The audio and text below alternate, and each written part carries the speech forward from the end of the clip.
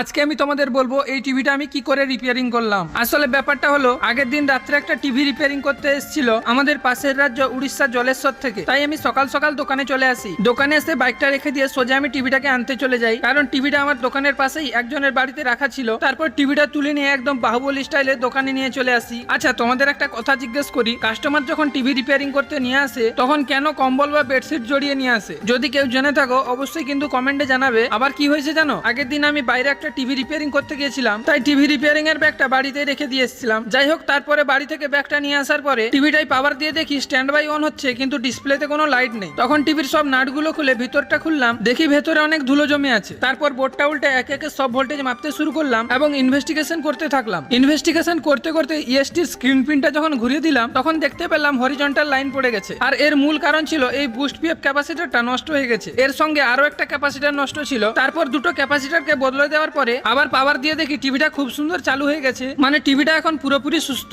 এরপর টিভির সব নাট আস্তে আস্তে লাগিয়ে দিয়ে টিভিটাকে একদম রেডি করে দিলাম। আমার এই ভিডিওটা এত দূর যারা দেখেছো তোমাদেরকে অসংখ্য ধন্যবাদ। এইভাবেই আমাকে সাপোর্ট করতে থাকো যাতে আমি আরো বড় হতে পারি।